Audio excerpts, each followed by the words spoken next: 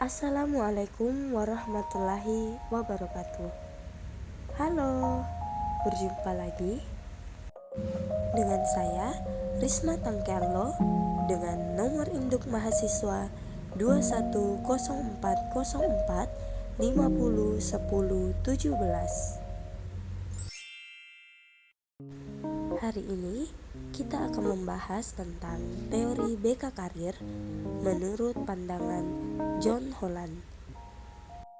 Video ini dibuat untuk memenuhi tugas UTS mata kuliah teori BK Karir yang diampu oleh Dr. Abdullah Sinring MPD dan Bapak Zulfikri SPD MPD. John Holland. John Holland lahir di Omaha, Nebraska pada tahun 1919. Dia lulus dari University of Omaha di tahun 1942 dan melanjutkan untuk memperoleh gelar doktor dari University of Minnesota. Dia dikhususkan 40 tahun ke depan untuk mengajar universitas dan penelitian. Beliau dijuluki Dutch Bowl Empirism untuk asal-usul Midwesternnya. Kreasi Holland bersifat teoritis, namun sangat praktis dalam penggunaannya. Teori Holland pada tahun 1967 menjelaskan bahwa interaksi individu dengan lingkungan tersebut dapat menghasilkan karakteristik pilihan, pekerjaan, dan penyesuaian lingkungan pekerjaan. Inti dari teori ini adalah proyeksi dari kepribadian individu dengan suatu pekerjaan. Selain itu, teori ini menganggap bahwa suatu pemilihan pekerjaan atau jabatan adalah merupakan hasil dari interaksi antara faktor keturunan dengan segala pengaruh budaya. Teman bergaul, orang tua, orang dewasa yang dianggapnya memiliki peran penting. Teori ini menegaskan bahwa kebanyakan orang menyerupai lebih dari satu tipe kepribadian. Yang selanjutnya, konsep dasar pemilihan karir Holland. Mendasari teori Holland yang berasumsi bahwa kepentingan pekerjaan merupakan salah satu dari aspek kepribadian, dan karena itu, deskripsi dalam pekerjaan individu juga terkait dengan deskripsi dalam kepribadian individu. Teori Holland menjelaskan tentang struktural interaktif karena teori Holland telah menyiapkan antara kepribadian dan jenis pekerjaan. Holland menggambarkan tipologi sebagai struktur untuk informasi pengorganisasian tentang pekerjaan dan individu, sedangkan asumsi tentang individu dan lingkungan yang bertindak satu sama lain merupakan komponen interaktif dalam teorinya. Yang selanjutnya, asumsi teori Holland. Yang pertama yaitu, dalam budaya, orang yang paling dapat dikategorikan sebagai salah satu dari 6 jenis realistik, investigatif atau intelektual, artistik, sosial, enterprising atau giat, dan konvensional riase. Yang kedua, ada 6 model lingkungan, yaitu realistis, investigatif atau intelektual, artistik, sosial, enterprising atau giat, dan konvensional. Yang ketiga, individu akan mencari lingkungan yang membiasakan dirinya untuk melatih keterampilan dan kemampuan, mengekspresikan sikap dan nilai-nilai, dan mengambil peran serta masalah yang menyenangkan. Selanjutnya, yang keempat yaitu perilaku ditentukan oleh interaksi antara kepribadian dan lingkungan. Yang selanjutnya, yang kelima, manusia akan menemukan lingkungan-lingkungan yang kuat dan memuaskan ketika pola-pola lingkungan tersebut menyerupai pola kepribadian mereka. Yang keenam, interaksi-interaksi yang tak sejenis merangsang perubahan di dalam perilaku manusia dan sebaliknya. Interaksi-interaksi sama dan sebangun mendorong stabilitas perilaku. Yang ketujuh, seorang akan mengatasi inkongruensinya dengan mencari lingkungan yang baru atau dengan mengubah perilaku pribadi dan persepsi-persepsinya. Dan yang terakhir yaitu interaksi-interaksi timbal balik antara orang dan pekerjaan secara berturut-turut biasanya menuju kepada satu rangkaian kepuasan dan kesuksesan. Pilihan karir Holland. Pilihan karir Holland yang pertama yaitu kepribadian seorang individu merupakan faktor utama dalam pemilihan pekerjaan atau kejuruan. Yang kedua, inventori minat atau ketertarikan pada kenyataannya merupakan inventori kepribadian. Yang ketiga, individu mengembangkan pandangan stereotip jenis pekerjaan yang memiliki relevansi psikologis.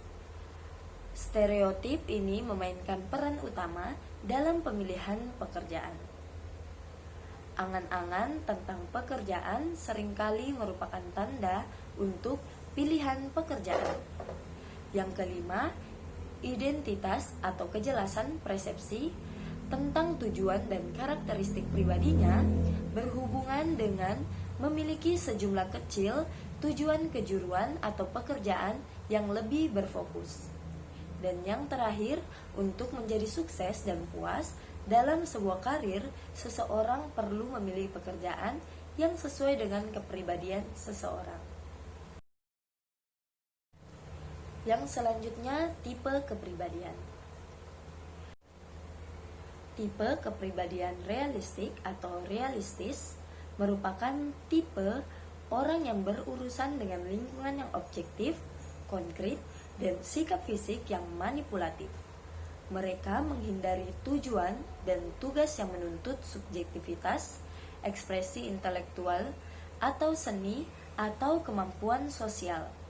Mereka digambarkan sebagai pribadi yang maskulin, fisik yang kuat, tidak ramah, emosional, dan materialistis.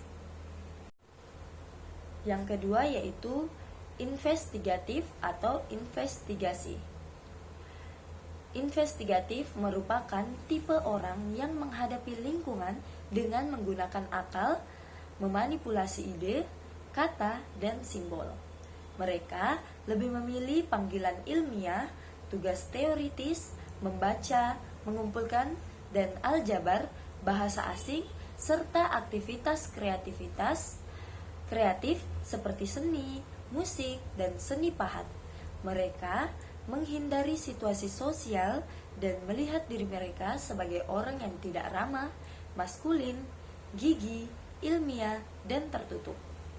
Mereka berprestasi terutama dalam bidang akademik dan ilmiah, serta biasanya buruk sebagai pemimpin.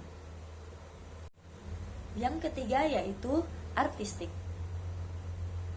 Artistik merupakan tipe individu yang menghadapi lingkungan dengan menciptakan bentuk-bentuk seni dan produk. Mereka mengandalkan tayangan subjektif dan fantasi dalam mencari solusi untuk masalah.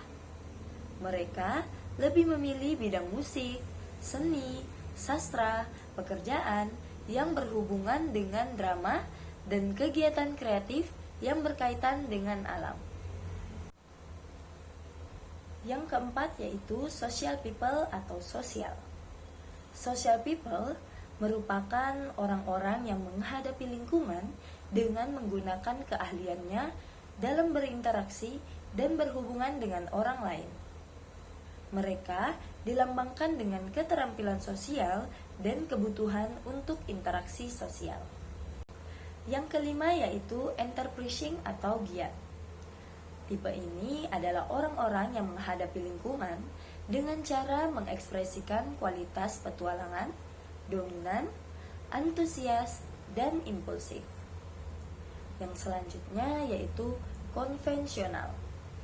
Tipe ini adalah orang-orang yang menghadapi lingkungan dengan memilih tujuan dan kegiatan yang membawa persetujuan sosial.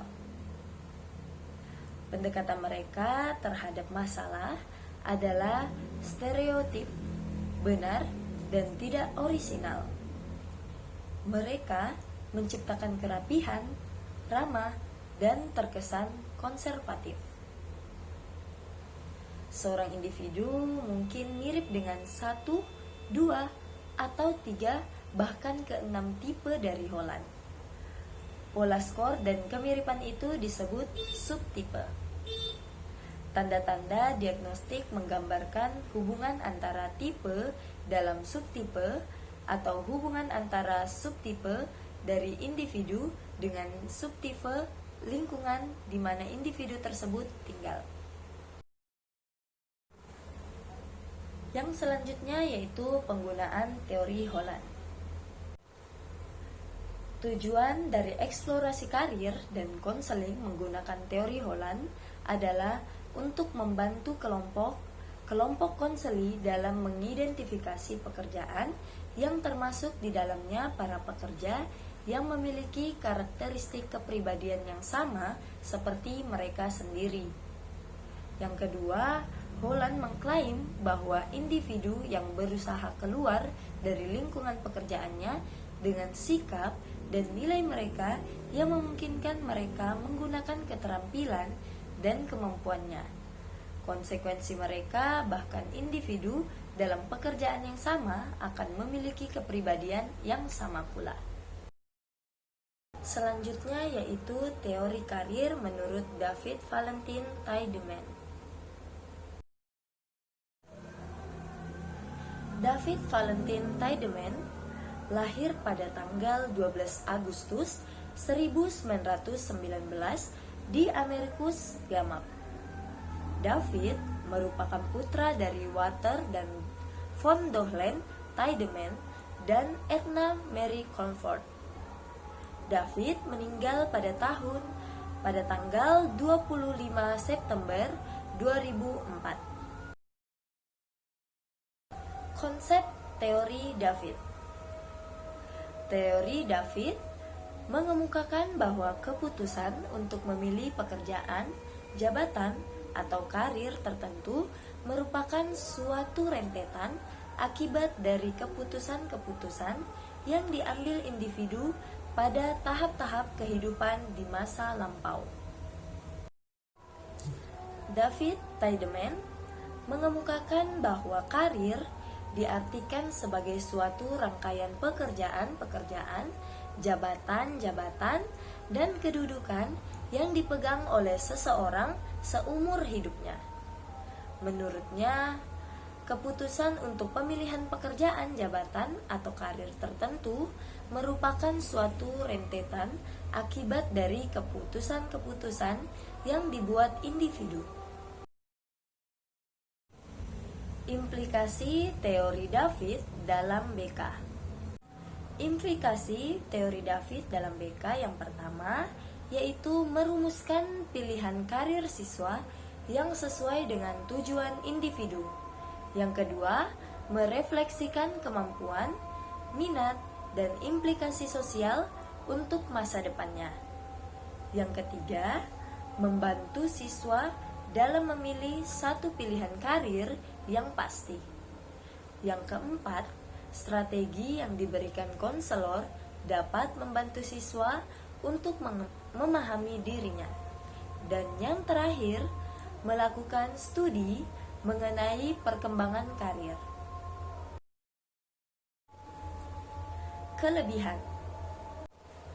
Kelebihan dari teori karir David yang pertama yaitu meningkatkan kesadaran diri sebagai faktor yang penting dan diperlukan dalam proses pembuatan keputusan.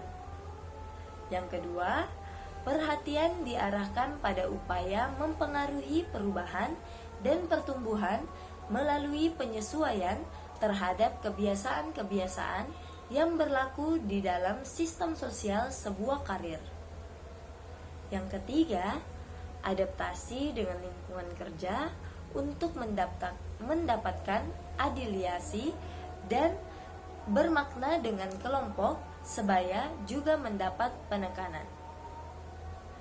Dan yang keempat, teori ini mempunyai dampak yang penting terhadap proses pembuatan keputusan.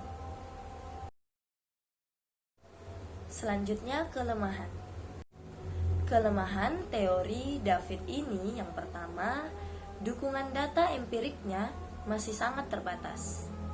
Yang kedua, ketiadaan instrumen yang cukup untuk teori ini. Yang selanjutnya yaitu karakteristik teori. Karakteristik teori David terbagi atas dua. Yang pertama yaitu periode antisipasi, dan yang kedua periode implementasi dan penyesuaian. Yang pertama yaitu periode antisipasi. Periode antisipasi terdapat 4 proses dalam membuat keputusan karir. Yang pertama, eksplorasi, kedua, kristalisasi, 3, pemilihan, dan keempat, klarifikasi. Periode antisipasi. Periode antisipasi terbagi atas 4. Yang pertama yaitu ada eksplorasi. Eksplorasi yang dimaksud di sini adalah penjelajahan terhadap kemungkinan alternatif keputusan yang akan diambil. Yang kedua yaitu kristalisasi. Kristalisasi merupakan sebuah stabilisasi dari representasi berpikir. Yang ketiga, pemilihan. Masalah-masalah individu berorientasi kepada tujuan yang relevan, yaitu individu mulai mengorganisir dalam melengkapi dan menyesuaikan terhadap berbagai pilihan karir masa depan. Dan yang terakhir yaitu klarifikasi. Ketika seseorang individu membuat keputusan lalu melakukannya, mungkin dalam perjalanannya ada yang lancar, mungkin ada yang mempertanyakan kembali karena. Sedangkan periode implementasi dan penyesuaian terbagi atas 3 proses dalam membuat keputusan karir. Yang pertama, tahap induksi, yang kedua, tahap transisi, dan yang ketiga, tahap mempertahankan. Yang pertama yaitu tahap induksi. Pada tahap induksi dimulai di mana pengalaman dan kesimpulan yang diteliti mengorganisir karir dari tujuan individu ke dalam interaksi yang bertujuan ke dalam masyarakat. Contohnya, melanjutkan pekerjaan. Selama tahap ini, individu lebih mengutamakan hal-hal yang berkaitan dengan tujuan yang telah dicapainya. Yang kedua yaitu tahap transisi. Pada tahap ini, orientasi yang diutamakan adalah disesuaikan kepada penetapan tujuan karir yang diambil. Walaupun telah diperoleh kepercayaan, seseorang akan berhasil terhadap pembuatan keputusan karirnya. Akan tetapi, seorang individu pasti masih mengalami tahap transisi di mana berbagai keputusan yang diambilnya, yaitu kemungkinan bahwa individu akan. Dan yang terakhir yaitu tahap mempertahankan, di mana individu memelihara keputusan karir yang telah diambilnya. Prospek segala usahanya lebih menuju pada status di masa mendatang dan seterusnya, dan akan berkembang menjadi pembinaan karir. Itu dia sedikit penjelasan mengenai materi teori karir menurut Holland dan menurut David Valentine Tiedemann. Mungkin hanya itu yang bisa saya sampaikan. Kurang lebihnya mohon dimaafkan. Sampai bertemu di lain waktu.